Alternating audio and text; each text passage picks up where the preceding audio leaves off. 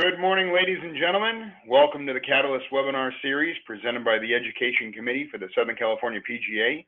The Catalyst webinar series is a bi-weekly educational platform for creating success and change in your club and career. We are very excited and proud this morning to welcome Mr. John McNair, Vice President of Golf Operations for JC Resorts. Mr. McNair has over 2 decades of experience in the golf industry. He also manages all aspects of JC Resorts golf operations, course maintenance, and food and beverage venues. John is a regular contributor to various golf publications, including PGA and Golf Inc. magazines. He is actively involved in industry-related associations as a past chairman of the San Diego Convention and Visitors Bureau Golf Committee, and currently serves as the honorary president for the Southern California PGA. Mr. McNair, welcome to the Catalyst webinar series this morning. Good morning. Great. Well, thank you very much. Thanks for the introduction and the opportunity to present today. As we go through this presentation, as John mentioned, please feel free to type in any questions you might have. It's the opportunity to type them in on your screen, and he will then read them out, as this is a non-talking webinar, except for me, unfortunately, but we'd love to have two-way communication as much as possible, so please feel free to enter that. John, exactly how do they enter that in? Maybe just explain that for the audience there. Yes, ladies and gentlemen, as you have questions or would like to ask Mr. McNair to shed more light on a particular topic, feel free to access the question box on your control panel, and the questions come in live. I'll see them, and I will interject them into Mr. McNair's presentation. Thank you. All right. Well, great. Well, thanks again, John. With that, this is going to be our agenda for today, everyone. As you can see, we're going to do an introduction here, then go through all these topics here today. So we'll move pretty quick. There again, please type in any questions you might have as we go through it.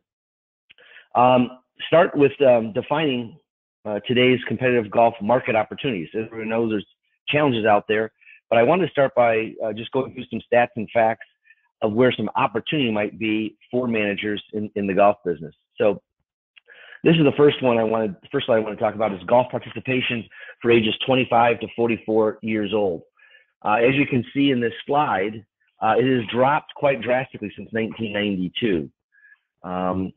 At one point, it was 45.2% of ages 25 to 44. In 2011, it was only 31%. So that's 14% of that population. And the challenge is, where's the future going to be moving forward because of that changes? Obviously, probably most everybody knows why that happened is because the role of the parents have changed, more involved with their kids, and just the time commitments of today's world. The other area for opportunity would be what's changed, as you can see here from this slide, that if you look to the far right column, that 90% of all rounds of golf are played by somebody who plays 10 or more rounds. But only half, on the next columns over to the left, only half the golfers play 10 or more rounds a year. So basically the core golfer is the one who plays the most rounds. It's important to know that. And so when you're creating your programs to be successful managers moving forward is when you're thinking of golf programs, you're spending time on marketing, really put effort and time into core golfers that play 10 or more rounds per year. This is the next slide. This is about the generational shift that has happened in our business since 2008. As you can see in the boxes on the top there, it used to almost be like a perfect bellwether curve, depending on age, as to when people played golf. And if you look to the graph to the right, as you can see, it just goes straight up. And there again, these are based on rounds. So what's really happened in just a short 8 years is 18% of all golfers are 55 years or older. So what does that mean for managers and to be successful managers moving forward?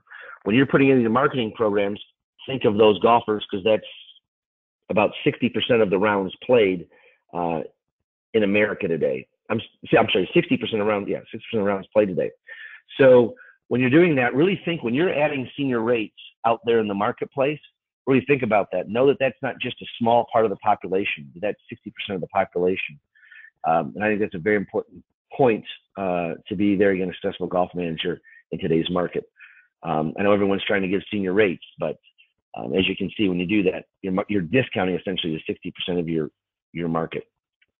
And with that, I wanted to start with the sales and marketing topics, because at the end of the day, sales and marketing is where the rubber meets the road, so to speak, and will determine your success.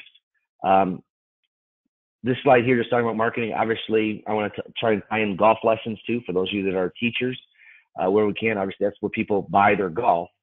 But more importantly, I wanted to mention the second bullet, where there's no home runs in golf marketing. It just takes a lot of small successes to have a long-term successful marketing plan. And it does start and stop with a marketing plan. If you do not have a marketing plan for your golf course, I highly recommend you take a couple of days and write one. If you ever need any help with that, I'd be glad to help you with that as well. But it's very, very important. It's going to be your basically marketing Bible for the year.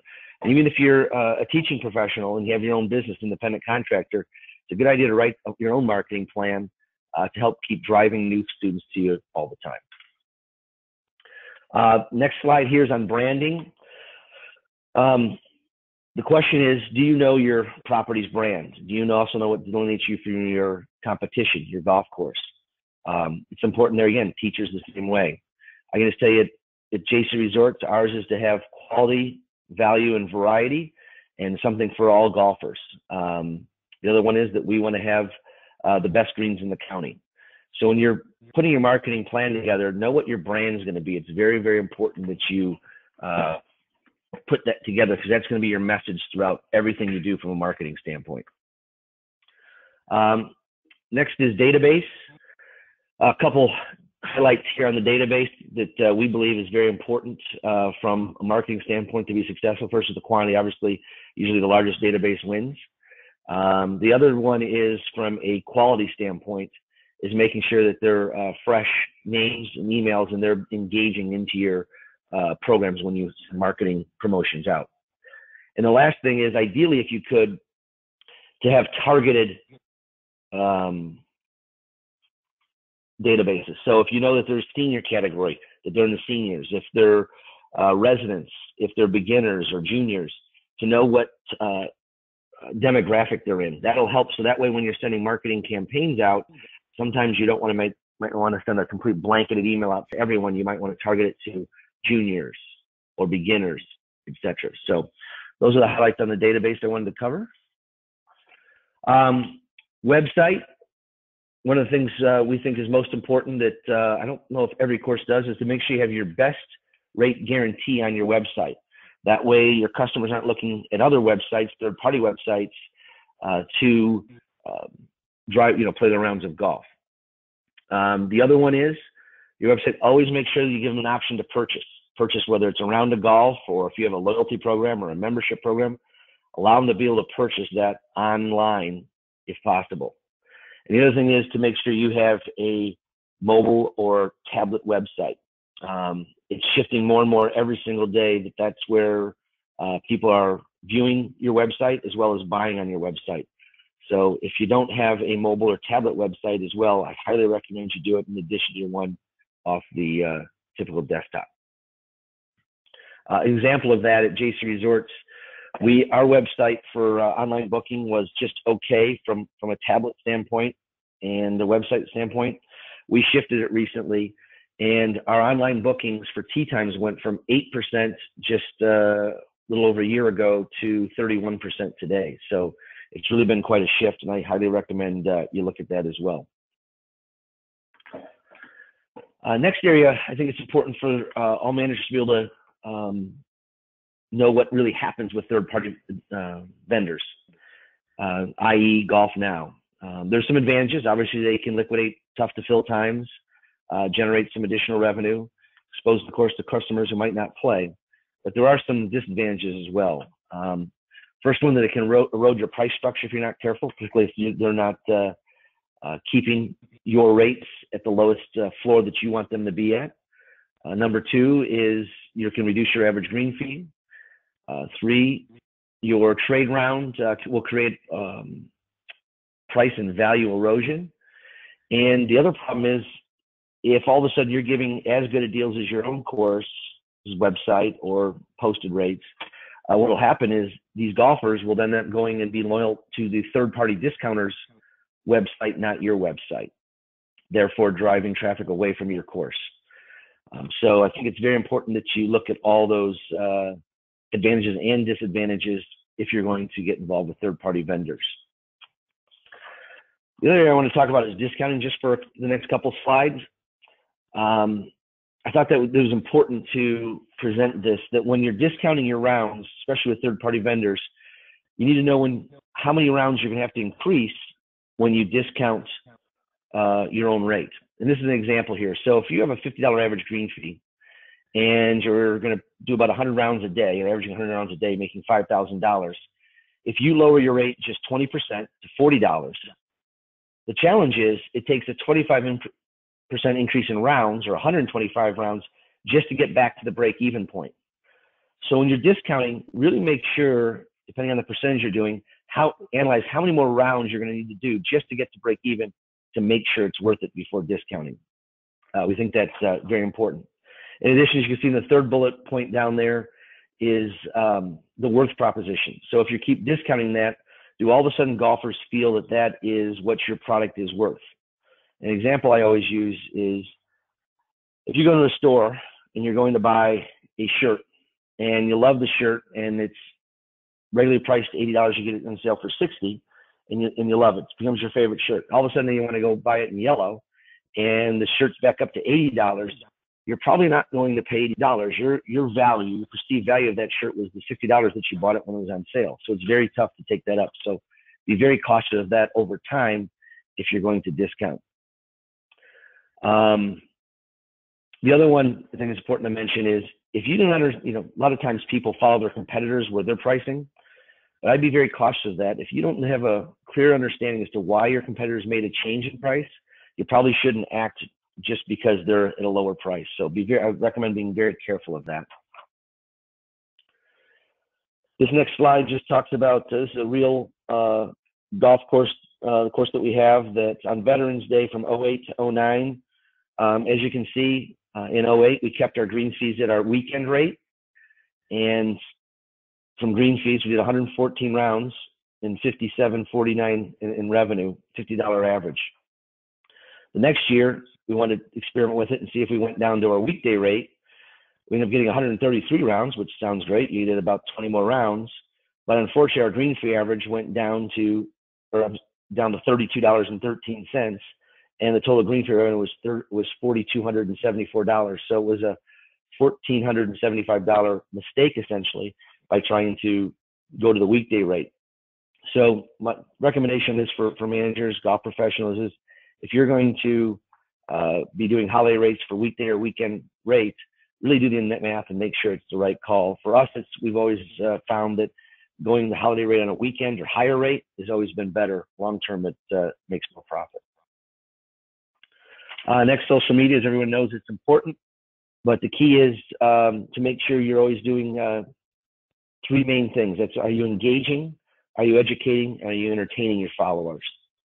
So I'd recommend looking and analyzing with your team from a social media standpoint. Are you engaging, educating, and entertaining? Now, Mr. McNair, John Kulo jumping in here. In determining, I mean, obviously you gotta produce the data probably from prior years when you're examining a specific holiday, whether or not you're going to discount it. You've got to have the data from prior same-day holidays to determine if the discount is going to produce the rounds increase to break even or exceed prior year performance. Are there other factors that go into that determination other than just same day prior year? Well, we look at total revenue. On this slide, as you can see, I went back a couple slides to it. You also need to look, obviously, at total revenue.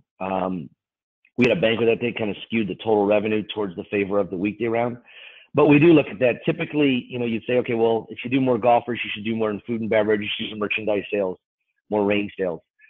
It's not, I mean, it's a little bit of the case, but what we found is it's not the same percentage. So if the average on a weekend rate, if your average range sales were $2.50 per player. And on the weekday, when you go to the lower rate, typically we're seeing closer to $2 or maybe $1.75. The reason being is sometimes those people are looking for those deals and trying to find the best deal. Don't spend as much in the range, food and beverage, and merchandise, etc. How the other holidays that we're looking at, I think, would be more towards your question, John, is during Christmas and New Year's. We look when typically we have JC Resorts holiday rates starting the Friday before the week before Christmas on that Friday, going all the way to the weekend of New Year's. So it depends on when it falls, and we look at that. The other big one to look at that fluctuates all over the place, obviously, is 4th of July or Independence Day. That one we take a look at typically always on Independence Day itself. We do a holiday rate if it's during the week, but sometimes we look in advance and see if it falls, for example, on a Tuesday. We'll sometimes maybe have that Monday be a holiday rate as well if we think we can get it, because most people would be taking off that Monday and going from there. If it falls during the week on a Wednesday, which I believe it is this year, we would just do it on that Wednesday and wouldn't try to do the entire week. So we do look at that to see where the dates fall in relation to the day of the week. So hope that answers your question. Yes, sir. All right, shifting back over to social media. So the other thing I want to talk about is ways to grow your distribution channel for social media. The main one I just wanted to point out here is reach out to fans and followers daily. That's the key. For social media, you need to make sure, as we talked about, engaging, educating, and entertaining members on a daily basis or close to that to really have relevance to social media followers. Okay, direct sales. Just wanted to touch base on this. We think it's very important at JC Resorts to have direct sales. We will focus on tournaments, membership, loyalty programs, catering sales. It's pretty much something we talk about every single day with all of our team members to make sure everyone's focused on sales. It does take a lot of time and effort. The good thing with direct sales is they can be measured, and we're a big believer in incentive plans, incentivizing our team members for that. All of our assistant golf professionals in the shop have the opportunity to sell JC Players card sales where they can make $20 per card. So a lot of our assistant golf professionals there are making an extra $100 a day in JC Players card sales, or even more at some of our busier properties. The beauty of that too, there again, if you're having direct sales, is you can control the sales situation, and you can control the sale of selling the facilities quality versus just a lower price. So that's why we believe fully in direct sales. Now let's just shift to some financial and accounting information review.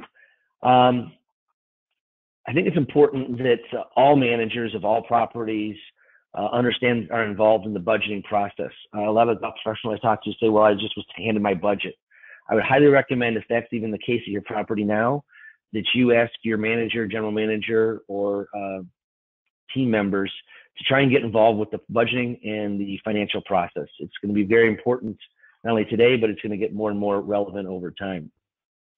When budgeting, obviously, you want to look at evaluate what's based happened in the recent trends and prior year results. In addition, one thing that we look closely at, what is the primary financial objective of ownership? In our 13 courses, all 13 owners have different objectives. Obviously, it's to make more profit, but they also have some other objectives. What's important to the property, putting money back into it, trying to pull as much money out of it as they can. It's all over the board. Then from a revenue standpoint, as we talked about when building your budget, is putting into that sales and marketing plan. That'll tie right into when you're going to increase different rounds, rate categories, example, tournaments, Twilight, etc. Then always be evaluating the number of weekends, Fridays, weekdays for each month, as well as holidays, as we talked about a little bit earlier. The next thing I want to just touch base on is flexing labor.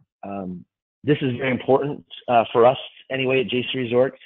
If all of a sudden, for example, we had a rainy March this year, and during that month of March, we knew that our revenues were not going to be, fall well short of our budgeted revenues as well as prior year. So what we do is we flex the costs accordingly each month. So what we do is we try to maintain the budgeted percentages on the expenses, even though the expenses are lower. To do that, we have to check our point of sale and determine what the revenue is going to be on a daily, weekly, and monthly basis. And so what we do is we flex expenses accordingly to make sure we hit our profit numbers. So let me give an example of that in this slide here. This is just a sample, but let's pretend for a course on a golf revenue, their budget was $200,000 for the month. And your net profit percentage goal was 45%. If all of a sudden, you're down and it's a rainy month and you're only going to do about $150,000, which is a 25% reduction, what we do, as you can see here on the far right column, is we reduce our expenses by that 25%. So just take a golf operations labor. Instead of being $30,000 for the month, we're going to flex or cut labor to $22,500 is the goal, to save $7,500. And you can see that we're going to do it in 3 categories: in operations expenses, golf course maintenance, and golf course maintenance operating budget, to keep our percentage down below. As you can see, instead of making the $90,000 that was budgeted or was desired by the ownership, we're only going to make $68,000, but at least we kept the same profit percentage of 45%. So I think it's very important to know that and understand that. There again, offline, if anybody has questions on this, feel free to ask me or send a question into John today.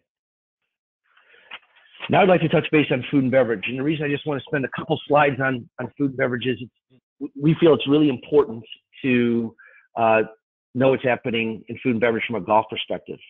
Most golf professionals at one point or another have to, whether it's oversee the beverage cart, oversee a snack bar, your food and beverage manager goes away and you're asked to do it for a little while and take care of it, depending on the size of the operation. And it's just important to know when you're sitting through your budgeting meetings with the other departments to know some of these this information on food and beverage. So what makes food and beverage profit? As you can see, a lot of it's the same as it does in golf operations for golf course merchandise: pricing, vendor pricing, theft, etc. The two that are different, though, are ordering and spoilage, and portion control and consistency. Those are two that are very different, that obviously are involved with golf course operations or golf course merchandise. Labor is pretty much the same on fixed and variable labor costs.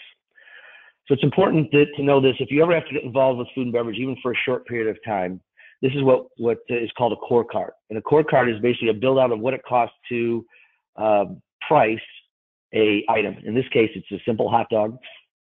And you list every possible cost for that item. For example, now you can see we've got the side, the relish, onions, mustard, ketchup, garnish, etc. All that price is in there. And you total that up. You add in more money for waste. It makes a total recommended food menu price, and you can get your cost percentage. Typically at JC Resorts, we want to be anywhere from 20 to about 27% food costs for each item. So this is how we price every single item. So if you do have to get in food and beverage, I'd highly recommend you go and do that and take a look at this food costs. Just to put it in perspective, if you're even a dining restaurant, you need to actually put in, even if you have table bread, that's actually a cost of creating that item. That's included in part of it. You have to take a portion of that table bread that you spend to create, to put on the table as part of your food cost item per item, so you can price it properly. The other important item is, for consistency, is a menu build out for every single item. This is an example of a hot dog we have at one of our properties. What it does is creates consistency. That's the goal for all food and beverage operations. If it's your favorite restaurant, I'm sure you go there because it's been a consistent product time and time again, and that's what we should try to create at our golf courses as well. So this has all the ingredients laid out, the procedure, how to make it, so that way if you got a brand new employee, they can learn how to make that sandwich. Or if all of a sudden one of your food and beverage employees aren't there and you have to step in and help out, you could actually make the burger as well and keep it consistent product. So it's very important. If you ever have to get in food and beverage, two things: do the core card, as well as do a menu build out for every single food item. Just wanted to mention that because I'm sure at some point some of you have to get involved with food and beverage to some degree. Next thing I want to mention is from a manager standpoint, in our lovely state of California, there's a lot of great things about the state, but the challenge is the laws are exponentially more strict here. We have properties outside of California and the ones in, and it is much more difficult from a management standpoint with HR and California law here. With that, it's important to note, and I'm sure you're aware of this, but I just want to mention it. If not, I would make sure you learn about it. For non-exempt employees, that we have to require a meal break after 5 hours of work. That is a must. And they have to have time to go have that lunch uninterrupted without anyone asking a work question or anything else. That's number one. And I think there's going to be, unfortunately, some class action lawsuits coming down the road, and maybe not today or tomorrow, but in 3, 5, 10 years from now, to some golf courses that might not be following that rule precisely. The other one is 10-minute breaks for every 4 hours. You have to have you're required, not elective. You're required to take a 10-minute break there again uninterrupted. So after 3.5 hours, you get one, and after 6 hours, you can get a second one. So it's important to note that, and I hope you're following those laws with any employees that you currently have. That is very, very important. If not, I would make sure you research that, or feel free to call me after the webinar. We can talk more about it, but that is important to make sure you don't stub your toe. Next slide is communicating for success. I think this is might be the most important slide that we're going to talk about today.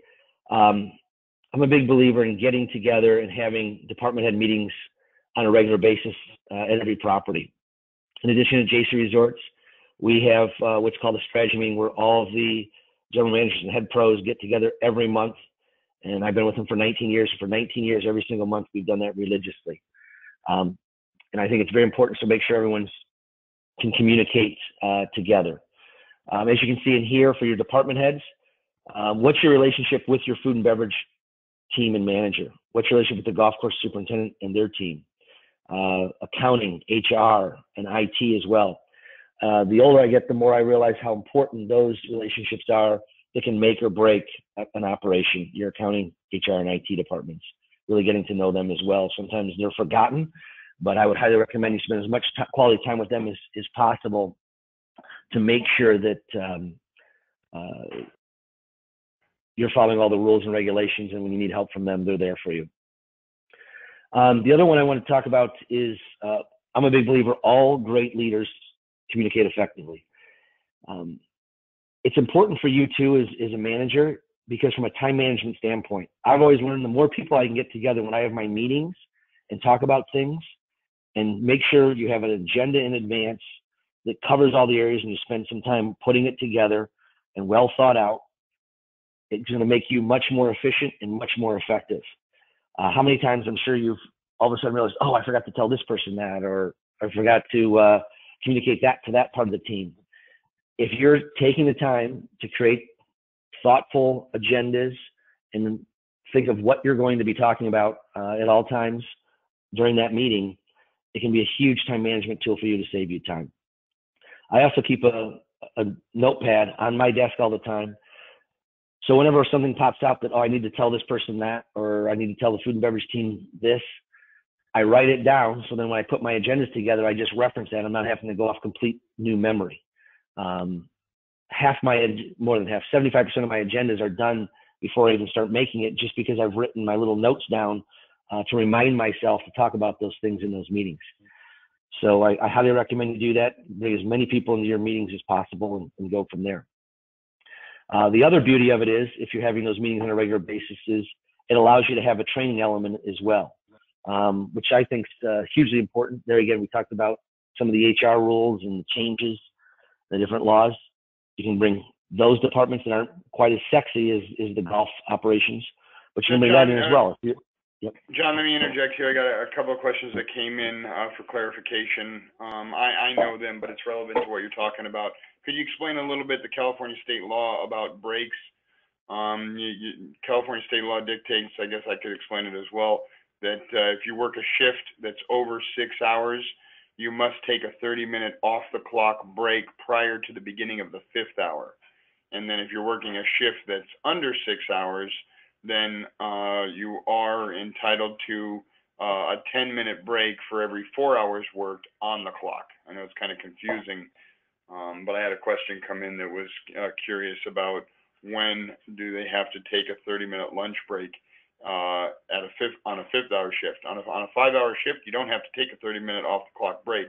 However, on a 6-hour or more shift, you do need to take a 30-minute break before the beginning of the 5th hour, or after you've passed the 2.5-hour mark, so as to not work 5 hours without a 30-minute break after the break is over. Oof, sorry. That was said perfectly. So yes, that's exactly it. I was flying through my slides here because I was limited time, but that is perfect, at least said. So yes, so it's 6 hours. So basically, another way to say it from a real world standpoint, I guess, is if you're scheduling, when you're thinking of creating your schedule, and you do not want a schedule where you're not giving them a lunch break, make sure it's under a 6-hour shift. Essentially, they can't start your 6th hour. And if they do there again, John said it perfectly. If they work 6 hours and 1 minute, you needed to give them that lunch break by the 5th hour. Do you agree with that, John? Yes, that's exactly it. Exactly. And then a lot of times we schedule shifts to be 5 hours and 45 minutes just to make sure you don't get into that danger zone of that 6-hour and 1 minute mark. We do the same, particularly with the outside service staff, cart attendants, player assistants, starters, etc. We'll do that exact same topic. So important to note that, and a good point. So it's really important that I hope that everybody on this call, if you're not doing that, please give us a call offline if you'd like to chat about it more. But it's really, really important. And if not, I know of a couple of golf courses in our area that did not follow that rule, and one course had a just shy of a $300,000 lawsuit from one person that ended up becoming class action with some of the other employees at the golf course, and the course had to pay out $300,000, but they also spent another almost $200,000 in legal fees. So they spent close to $500,000 on not following the meal breaks properly. So highly recommend you follow that very closely. Perfect. All right. Moving back to, we were talking about communication for success, basically having team meetings. And I guess one of the most important things with this slide is take an honest look at your relationship with your other department heads, food and beverage, golf course maintenance, accounting, etc., and see where that's at. And my recommendation is spend as much time as you can getting on the same page with them. It's going to make your life a lot easier and better. The next one is training. I wanted to touch base on. As we talked about, we try to do it when we have our team meetings, when we'll go over meeting topics, whether it's even on the golf shop operation side, if it's a new clothing line or new clubs coming out, we try to do some type of training into it. We're a big believer in it. We think it makes the entire team better. And so spend as much time on that as you possibly can. The other thing with training I wanted to mention is I've seen a lot of young managers, when they get a task to do something, instead of training their staff members to do it. So if there's, for example, we've got a tournament coming in, all these, we've got to move all this stuff over there. And it might not be a lot of stuff. Instead of getting the team members to do it that might not be busy at that time, whether it's the outside service staff or the cart attendants, they just go and grab it and do it themselves right away. And I think that's a mistake for two reasons. Number one, you can't keep moving those things all the time and be successful. You've got to be a manager, which means you're going to be thinking more and doing less. And number two, you're really doing a disservice to your team members by not training them and showing them how to do it over time. And it's going to be a must if you're going to be an efficient manager of your own time. So I highly recommend, there again, everything you're doing, if all of a sudden you have a task, is there some team member you can train to do that? Or is it really best something that you actually have to do yourself immediately? The next thing with training is, I think we believe it's important to make sure that the trainee, the person you're training, understands and can demonstrate what has been trained. A lot of times, believe it or not, when you're training someone, if they're not grasping the concept, or if they demonstrate they can't do it, you got to really question if that's the right person. We evaluate this particularly when someone's selling our JC Players card at the counter. Do they understand how to sell it? And can they demonstrate what was trained? Can they actually sell a customer a JC Players card? So really make sure you take the time to evaluate that. Just because you tell it to them once, I guess, don't think that they're going to grasp and understand it. Might take some retraining, but over time, if you're retraining and they're still not grasping it, you need to make note of that and probably make a change. The last thing I think that's so important for managers, particularly in the golf business, is to make sure you're holding team members accountable. And if needed, document it in writing. And there again, coming back to the state of California, if it's not in writing, it's almost useless. If you have a lawsuit or you want to move a team member out over time, it's not doing some things properly. If you don't have it in writing, your chances of success in court are slim and none. So what we've learned over time is if there's issues, to document it as early as possible and be very consistent with that in writing. The other thing with coming back to this part is to hold the team members accountable. Most times in the golf business, everybody's really good people, and a lot of times they're not good at holding team members accountable. They let the cart kid who's not parking the carts properly, or is not greeting the guests in the proper way. They kind of let it slide. And me personally, I'm a big believer in confronting that employee immediately and talking about it, making sure they understand why that's unacceptable, and then holding them accountable. And there again, if needed, document in writing. It'll save you a lot of time, effort, and angst over time as well if you do those things. The last thing I want to just talk about, due to this being successful traits for managers, before we go into Q&A, is one thing that I do every single day that I think has been very helpful is before I leave the office at night, I email myself my task list and call list for the next day. What are the next day? What are the 3, 4, 5, 7, whatever the number happens to be, things that I really want to make sure I get accomplished the next day? In addition, I send a call list to myself of what calls I want to make that night and any ones I want to make the next morning on my way into the office. The reason being, I want to be as efficient as I can with my time in the car. So since I email them to myself, I remember who I need to call. If it's a number I don't have already in my phone, I type the phone number in there so I can, as you know, when you're driving, I just pull my email from my phone, hit the number, and it calls it automatically. I've just found that it's been a very efficient way to maximize my time in the car to and from work, to be as effective as possible. So it's just a time-saving tip that I wanted to make sure I shared with everyone in closing. And with that, that's our presentation, John, and I'd welcome any questions at this point. Thank you very much. Thank you, Mr. McNair. Wealth of information in there. And of course, anybody on the call on the Catalyst this morning has further questions, feel free to email myself and I could facilitate the answering of that question with Mr. McNair, and his contact information is on the presentation as well. The focus of today's presentation is to make us better managers and to make us better leaders. And of course, Mr. McNair has a storied career of success in that area, and we certainly appreciate him being on today. A question that I have that came in during the course of the presentation, in terms of recruiting, we didn't talk about recruiting at all. Do you have any advice on recruiting practices that you could share with us? Yes. So my first one is always be recruiting, even if you have a full staff, to be recruiting, because at some point in time, you're not going to have that full staff. And instead of starting from scratch, it's always great to keep a list of resumes that you've interviewed recently, so you don't have to, take the time to post a job, get some resumes back. That can take 2 to 3 weeks.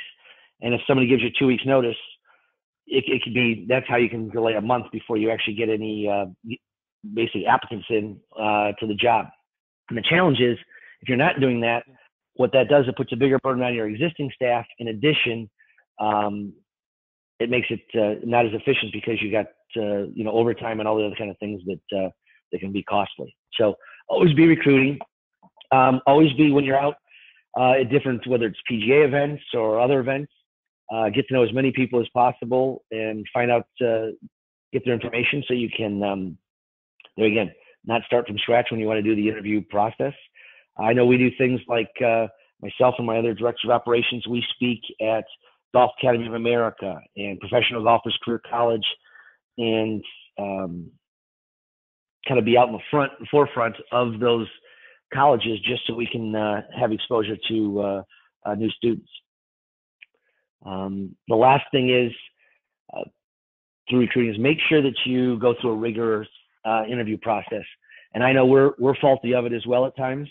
We're desperate because it's been, as we mentioned earlier, it could be 3 weeks, a month, and with that position vacant, everyone's kind of burnt out. We got a bunch of overtime going, and we kind of just put the person in there that we know might just be okay and not be a great employee. Spend the time early on to make sure and interview them, and don't give them the layup questions on the interview. Make sure you get to really know them to make sure they're going to be the right fit, not only for that job, but also for the culture of your company. The older I get, the more I realize that the culture of a company and fitting with that is as important, if not more important, than how well they can do their job. So I think that's very, very important. Particularly like high-end private clubs, they've got to have just that amazing personality and gregarious personality to have member satisfaction. If it's golf operations or food and beverage, to make sure they have got the skill set to lead a team down the right path. Are they great leaders? And then the last thing I do, and from a recruiting standpoint, is really make sure when you find out, look at their resume. I really don't ever almost call the references they list, because obviously those people are going to, only in one time have I called one of those references and they weren't good. Every other time they're always a good layup. I look at the resume and look at where they've been in the past, trying to deduct to see if I can know who the golf professional or the general manager might have been in that property that's not listed on the resume. And that's the person I call, because that's the thing you've got to try to avoid to make sure from making a mistake for your operation. So look for the references that are not on the resume, and core down on those and try to get the names and contact those people that were their managers prior, and see if you can find out what the person was all about. And in the area of food and beverage, and it's certainly relevant for myself here at my property, when you're offering a price point